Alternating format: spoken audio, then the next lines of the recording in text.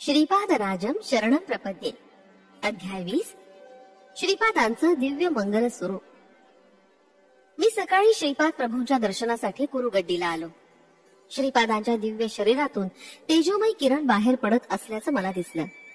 त्यांच्या पाणीदार नेत्रात शांती, करुणा, प्रेम, ज्ञान ज्योती स्वरूपात ओसंडत होते.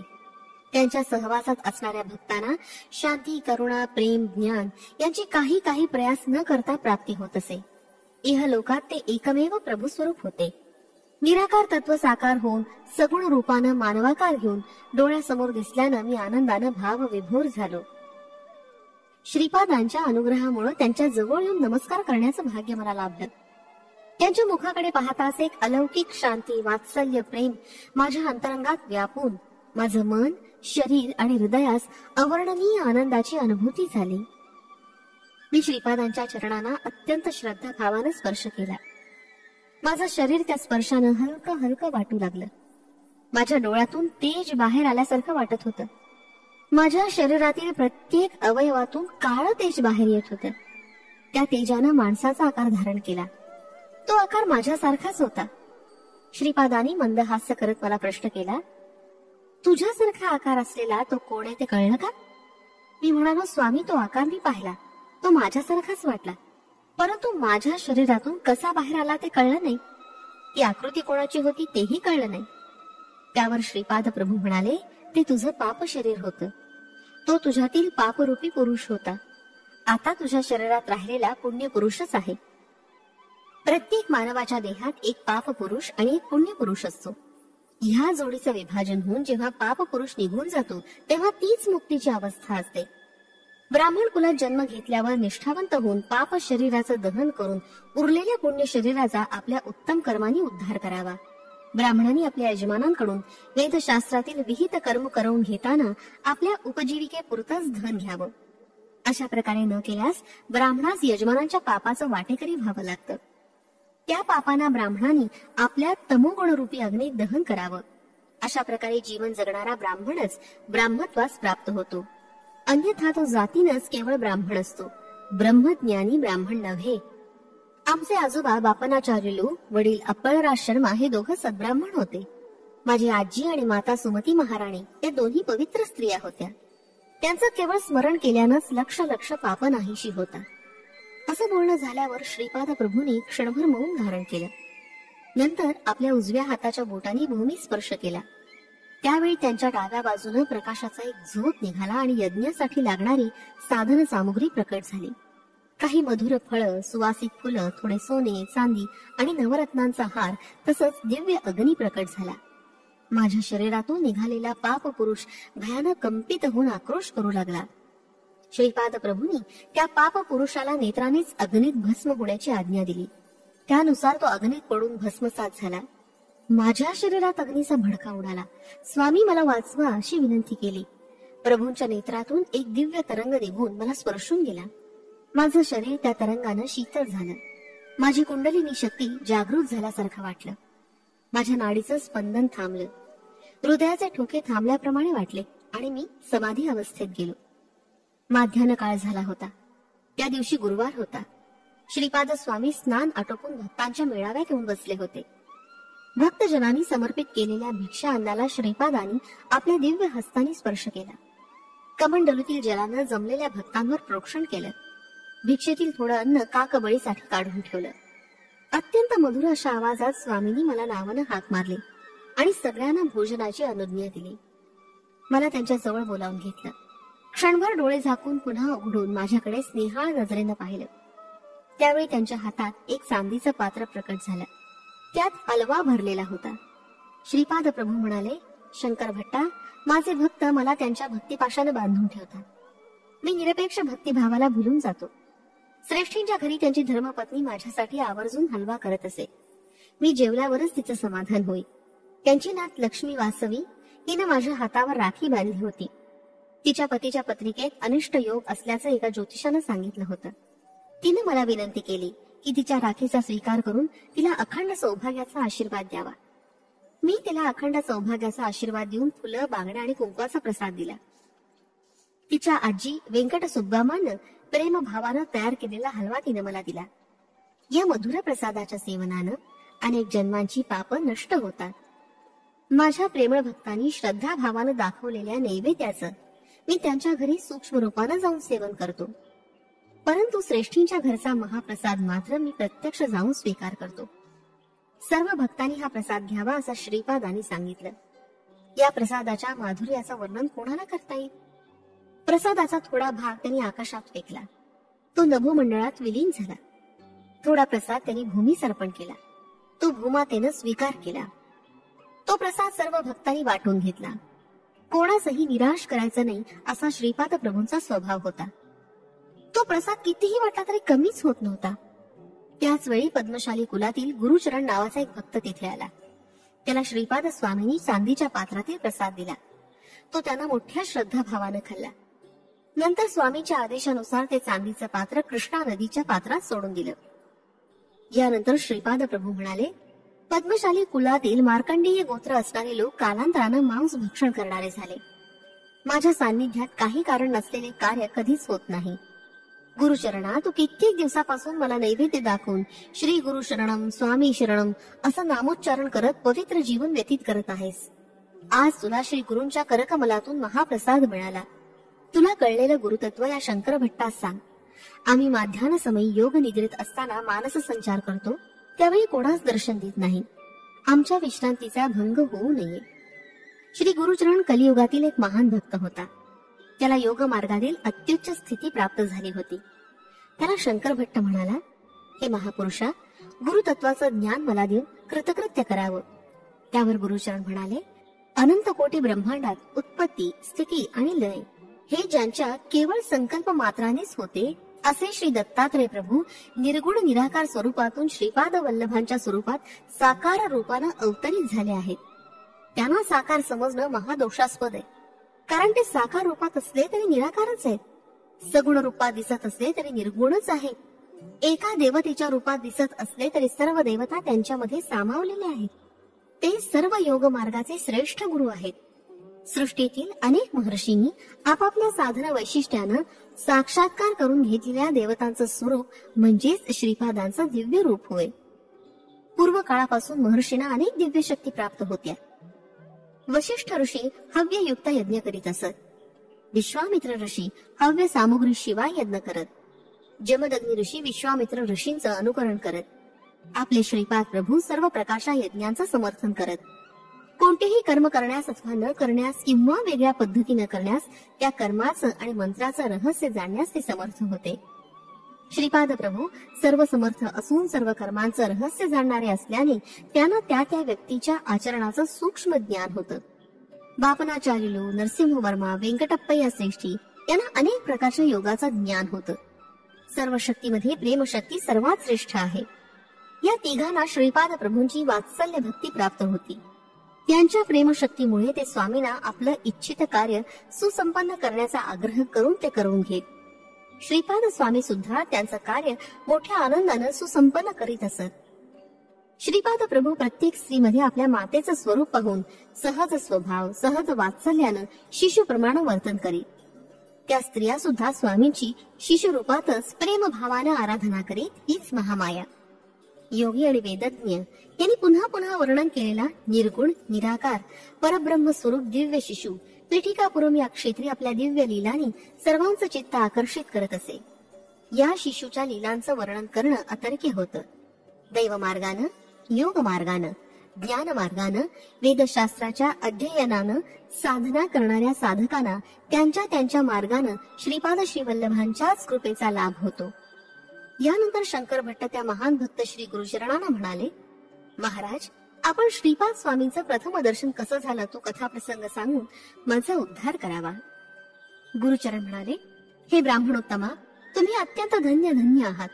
तुम्हाला श्रीपाद प्रभूंच्या दिव्य लीलांचं समक्ष दर्शन पूर्वजन्मीच्या सुकृतामुळेच घडलं. तुम्हास प्रतिदिन स्वामींच्या करुणा कटाक्षाचा लाभ होतो. मी देवभक्त कुटुंबात जन्मलो. लहानपणापासूनच मी आमचं कुलदैवत श्री दत्तप्रभूंची भक्ती करत आहे. आमच्या कुटुंबात अनेक आर्थिक समस्या होत्या. मी दत्तात्रेयांची अत्यंत श्रद्धेनं आराधना करत होतो, परंतु समस्या काही कमी होत नव्हत्या. आमच्या गावातील काही लोकांनी मला सल्ला दिला की तुझ्यावर श्री दत्तात्रेयांची कृपा नाही, तू दुसऱ्या कुलदेवतेची निवड करून त्यांची आराधना कर. असं केल्यानं तुझं संकटातून निवारण होईल. मी त्यांच्या मतात सहमत होऊन रात्री झोपलो. मला स्वप्नात रात्री एक भयंकर कसाई दिसला. तो प्रेमानं शेळ्यांचा सांभाळ करत असे, परंतु दररोज तो काही शेळ्यांचा बळी देत असे. त्याच्या हातातील कोयता पाहून मी भयभीत झालो. तो मेघाप्रमाणे गंभीर स्वरात म्हणाला, मी दत्त आहे. तू कोणत्याही देवदेवतांची आराधना केलीस तरी त्या स्वरूपात मीच असतो.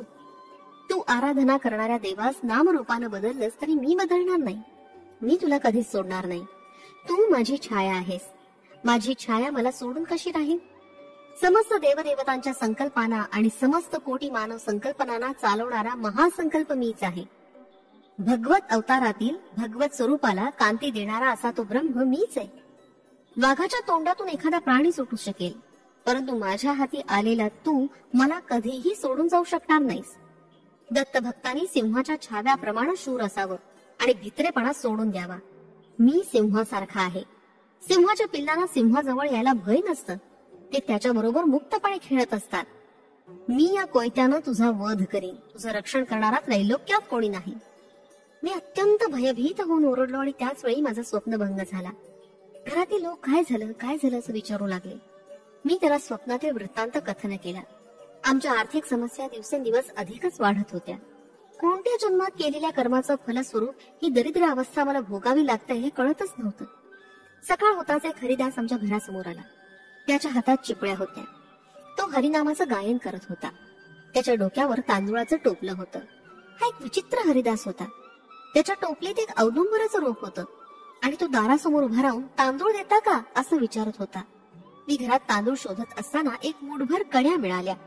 त्या कण्यांचा स्वीकार करून तो म्हणाला, महाराज, काल रात्री एका कसायानं गुरुचरण नावाच्या एका दत्तभक्ताची हत्या केली. आश्चर्याची गोष्ट अशी की त्या दत्तभक्ताचे प्राण त्याच्या शरीरातून निघून या औदुंबराच्या रोपात प्रविष्ट झाले. औदुंबराच्या वृक्षाखाली श्री दत्तप्रभूंचा निवास असतो असं प्रमाण आहे. हे रोप असामान्य आहे. गोदावरी मंडलातील पिठिकापुरम एक महान क्षेत्र आहे. तिथं श्री दत्तात्रेय श्रीपाद श्री वल्लभांच्या रूपात वास्तव्य करत आहेत. श्रीपादांच्या आजीच्या औदुंबर वृक्षाचंच हे रोप आहे. हे रोप तुमच्या घरी लावल्यास तुमच्या सर्व कामना पूर्ण होतील. त्या हरिदासाचं वक्तव्य ऐकून मी भ्रमितच झालो. मी म्हणालो, गुरुचरण मीच आहे, पण माझी हत्या झाली नाही. मी दत्तभक्त आहे. मी स्वप्नात एक कसाई पाहिला होता. तो मला मारून टाकेन असं म्हणाला होता. औदुंबर वृक्ष महिमा. ह्यावर तो हरिदास जोराने हसला आणि म्हणाला, तू म्हणतोस ते खरं का? नाही म्हण. या सृष्टीत असलेल्या अनेक मार्गाचे आदिगुरु म्हणजे दत्तच आहेत. ते भविष्यात घडणाऱ्या घटना जाणतात. त्याच्या समोर आपण अगदी क्षुद्र असतो.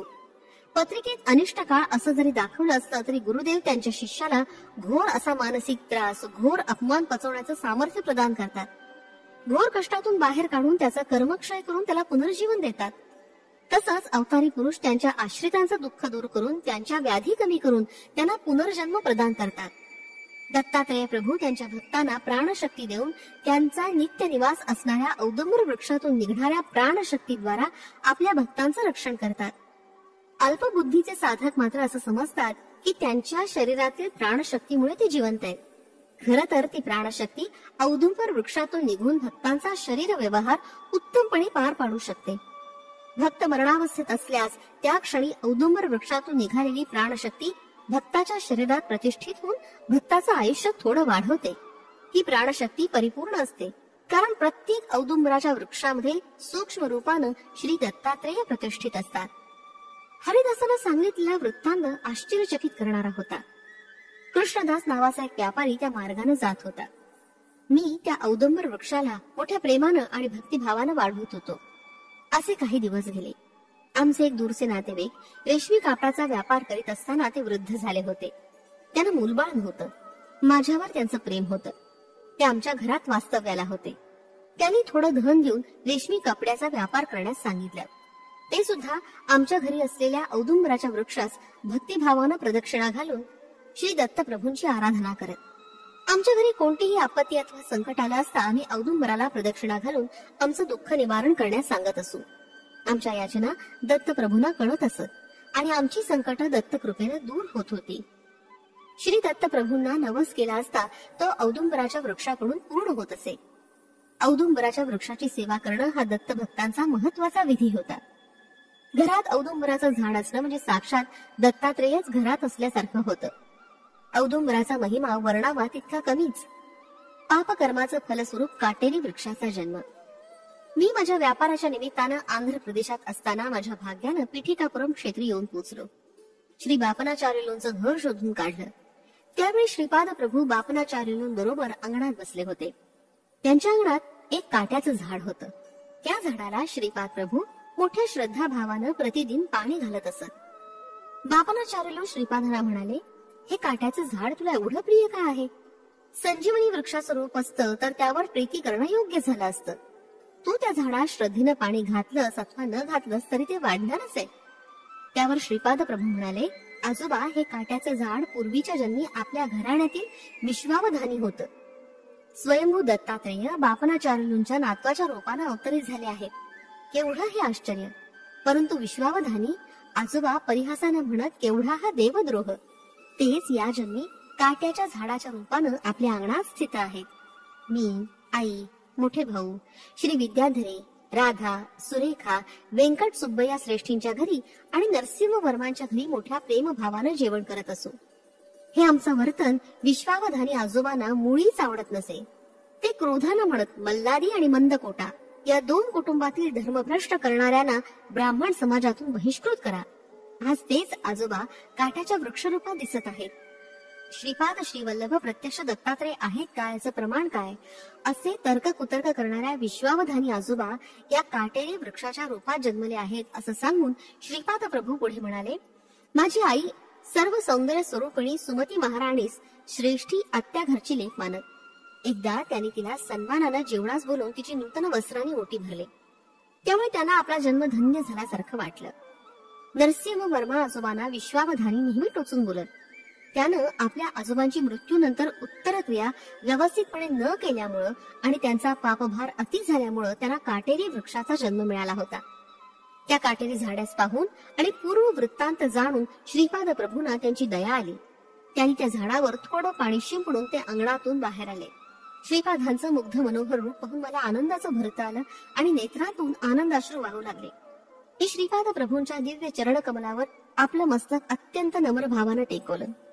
श्रीपादांनी मोठ्या प्रेमभरानं मला कुरवाळलं आणि म्हणाले, हे गुरुचरणा, उठ, काय हा वेडेपणा, तू पुनर्जन्म घेऊन माझ्याकडे आला आहेस.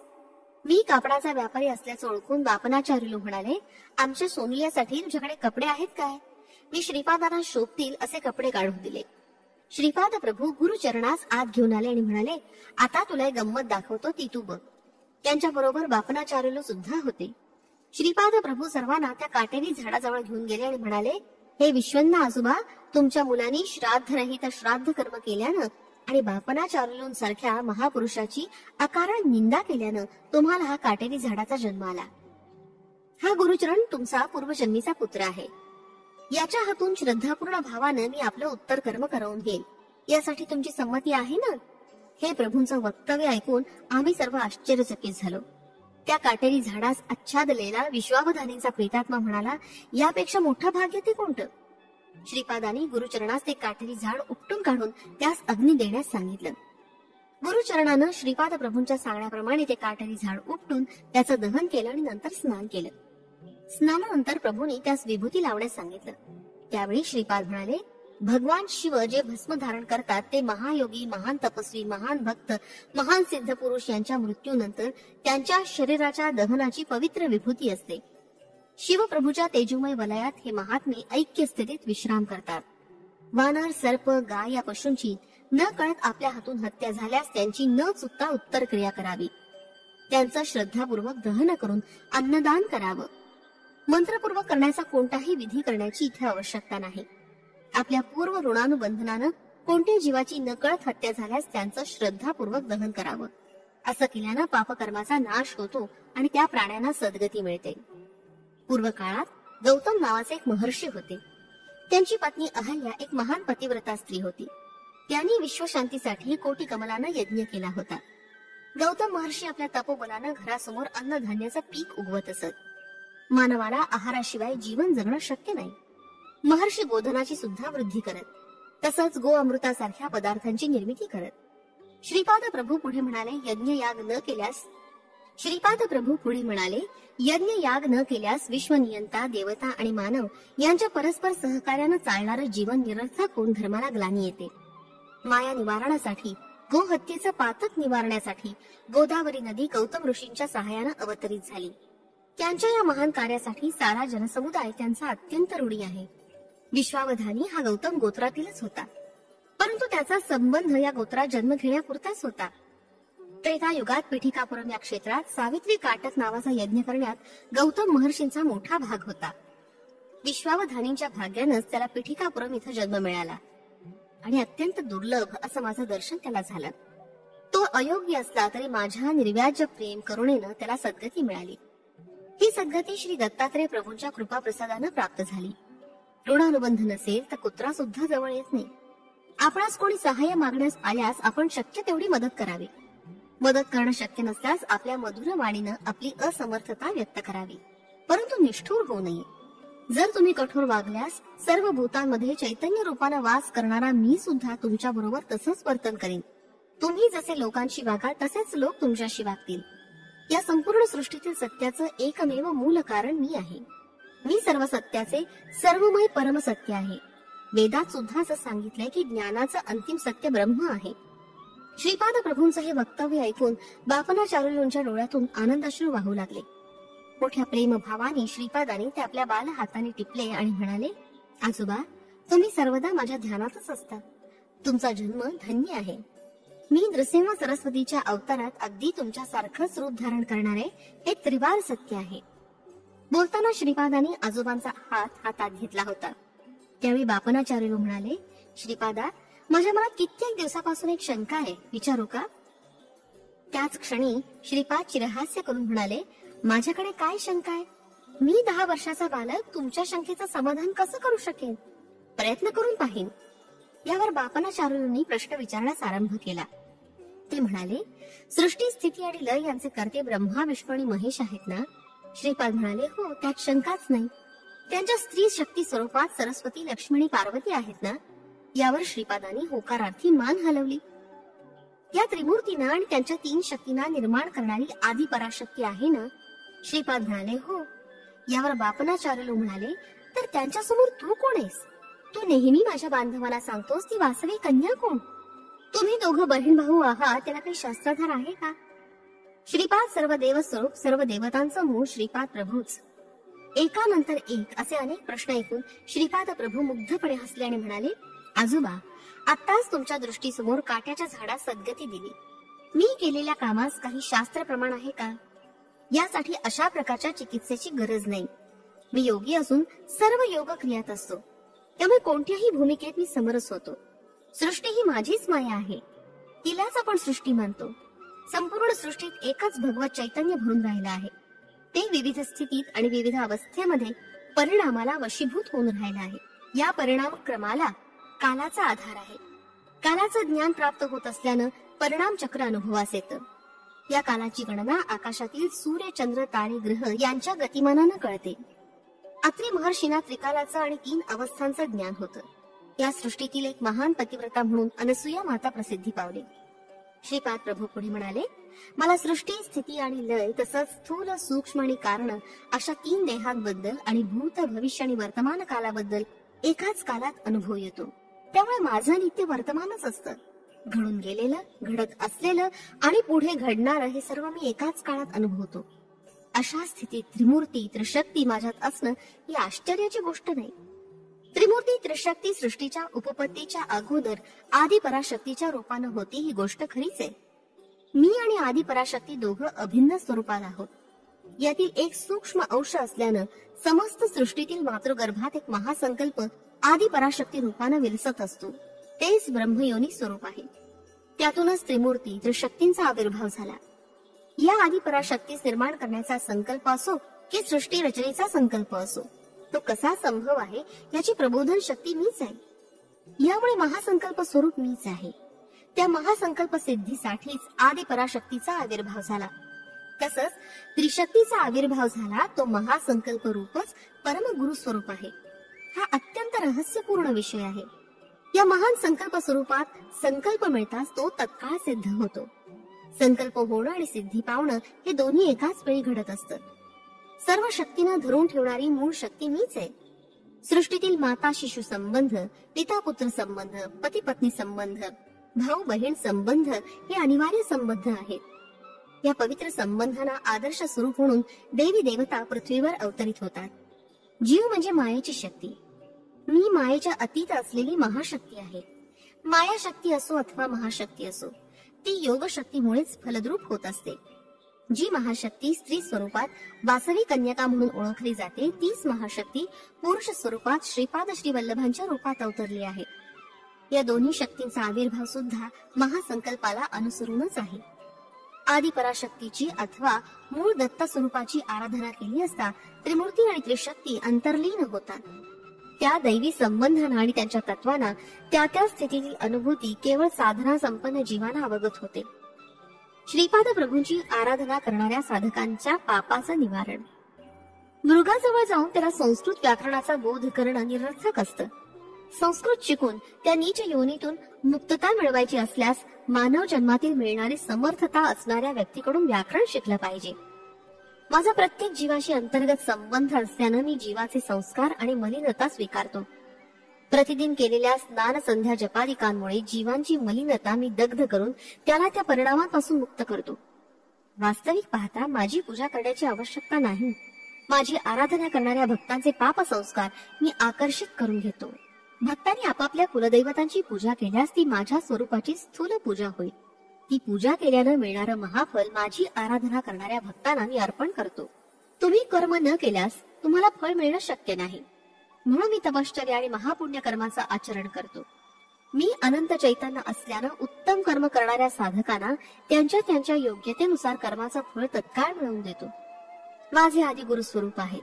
माता पिता धन दौलत याचे हक्कदार मुलं असतात. त्याचप्रमाणे गुरूंच्या तपोशक्तीचे त्यांचे शिष्य वारसदार असतात. भगवान कृष्णाने गीतेत सुद्धा सांगितलंय की मानवाला कर्म करणं अनिवार्य आहे. माझ्या तपाराधनेला समाप्ती नाही. श्री दत्तात्रेयांप्रमाणे मी सुद्धा सुलभ प्राप्त दैवत आहे. इतर देवदेवता भक्तांनी केलेल्या तपश्चर्येवर संतुष्ट होऊन त्यांना वर प्रदान करतात. गुरुस्वरूप असलेले श्री दत्तात्रेय त्यांच्या शिष्यांच्या वर प्राप्त करण्याच्या मार्गातील अडचणी दूर करतात आणि दुष्ट शक्तींना आपल्या तपोबलानं दूर करतात. ते अनुग्रह करणारे परम कारुण्य मूर्ती स्वरूप आहेत. आजोबा मला स्मरण करताच प्रसन्न होणारी दैवत असं म्हणतात. सर्वांचं मूळ असलेलं गुरुरूप मीच आहे. हे महान करुणेनं अवतरित झालेलं परम गुरुतत्व स्वरूप असल्यानं या अवताराला समाप्ती नाही. माझ्या भक्तांच्या हाकेला मी तत्काळ साथ देतो. माझ्या भक्तांची हाक केव्हा येते याची मी वाटच पाहत असतो. साधकांनी माझ्याकडे एक पाऊल जरी टाकलं तरी मी त्यांच्याकडे 100 पावलं चालून जातो. आपल्या डोळ्यांच्या पापड्या ज्याप्रमाणे डोळ्याची काळजी घेतात त्याप्रमाणे मी माझ्या भक्तांची काळजी घेऊन त्यांना त्यांच्या संकटातून अडचणीतून सोडवतो ही माझी सहज प्रवृत्ती आहे. श्रीपाद प्रभूंच्या या वक्तव्यानंतर मी त्यांना प्रश्न केला, हे महागुरु, मी सोमलता आणि सोमयागाबद्दल अनेकांकडून ऐकलं आहे. कृपा करून त्याबद्दल विवरण करून सांगावं. यावर श्रीपाद प्रभू म्हणाले, सोमलता ही संजीवनी वनस्पती आहे असं म्हणतात. तुला ती पाहायची आहे का? मी होकारार्थी मान हलवली. तत्काळ श्री प्रभूंच्या हातात संजीवनी वेल प्रकट झाली. त्याने ती मला मोठ्या सन्मानानं दिली. तो त्यांचा दिव्य प्रसाद माझ्या पूजा मंदिरात जपून ठेवला आहे. श्रीपाद प्रभू पुढे म्हणाले, ही संजीवनी वनस्पती हिमालयातील पर्वत श्रेणी, काश्मीर मधील मानस सरोवराजवळ, सिंधू नदीच्या उगमस्थानाजवळ, मल्लिकार्जुन प्रभूंचा नित्य निवास असलेल्या श्रीशैल्य पर्वतावर, सह्याद्री, महेंद्र, देवगिरी, विंध्य पर्वत श्रेणी, बदरी अरण्यात मिळते. या मुळीच्या प्रभावानंच लक्ष्मणाची मूर्छा दूर झाली होती. या वनस्पतीच्या सेवनानं अनेक असाध्य रोग बरे होतात. लेपानं अवकाश गमन सिद्धी प्राप्त झाल्यासारखं वाटतं. सेवनानं हाडांना बळकटी येते, नेत्रकांती वाढते, श्रवणशक्ती सुधारते. या मुळीच्या प्रभावानं अग्निभय, जलभय आणि विषभय दूर होतं. या मूलिकेमुळे अष्टसिद्धी प्राप्त होतात. या संजीवनीच्या झाडाला शुक्ल पक्षाच्या सुरुवातीपासून रोज एक पान येऊन पौर्णिमेपर्यंत 15 पानं येतात. कृष्ण पक्षाची सुरुवात होताच प्रत्येक दिवशी एक पान गळून पडतं आणि अमावस्येला झाड वाळून जातं. या वाळलेल्या झाडाची फांदी रात्री पाण्यात भिजवून ठेवल्यास त्याच्यातून प्रकाश बाहेर पडतो. सह्याद्री पर्वत श्रेणी, भीमाशंकर पर्वताजवळ क्रूर मृग या संजीवनी मुळीचं रक्षण करतात. अमावस्येच्या रात्री सुद्धा दिव्य कांतीनं चमकणारी संजीवनी मुळी शोधणं सोपं होतं. श्रीपाद प्रभू पुढे म्हणाले, हे गुरुचरणा, याप्रमाणे 24 प्रकारच्या दिव्य औषधी मुळी आहेत. त्या सर्व अत्यंत पवित्र आहेत. त्यांचा आश्रय देवता शक्ती घेतात. पवित्र अशा वेद मंत्रांचा उच्चार करत अत्यंत विनम्र भावाने या मुळी तोडल्या पाहिजेत.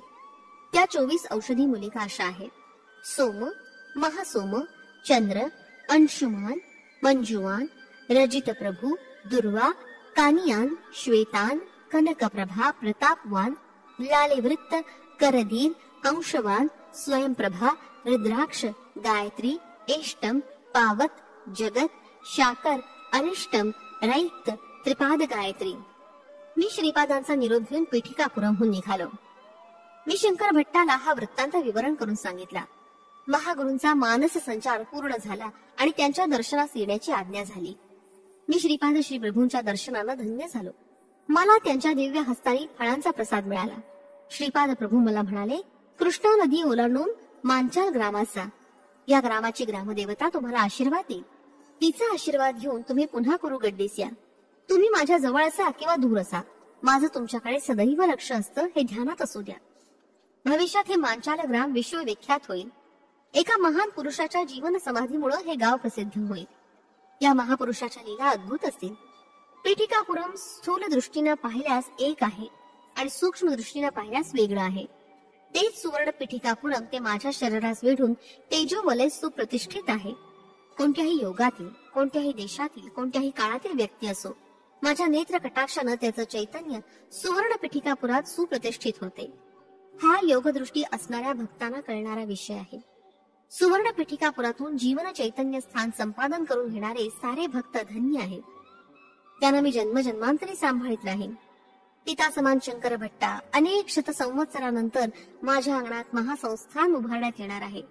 ते माझ्या आजोबांच्या घरी जिथं माझा जन्म झाला त्या ठिकाणी औदुंबर वृक्षाच्या छायेत असेल. माझा पुढचा अवतार श्री नृसिंह सरस्वती या नावानं होणार आहे. या अवताराची मूर्ती सुद्धा या महासंस्थानात स्थापित होईल. श्रीपाद प्रभू म्हणाले, हे पहा, मी तुम्हाला दिव्य दृष्टी देत आहे. असं म्हणून त्यांनी गुरुचरणच्या आणि माझ्या भ्रू मध्यावर दृष्टी रोखून ठेवली. ते सुंदर दृश्य पाहून आम्ही धन्य धन्य झालो. त्यांचा संकल्प अमोघ आणि लीला अद्भुत आहे. आम्ही पुढे जाण्यास निघालो तेव्हा श्रीपाद प्रभू म्हणाले, वशिष्ठ ऋषींचा अंश असलेला एक भक्त माझ्या संस्थानात पुजारी म्हणून येईल. फलश्रुती कष्ट नष्ट निवारण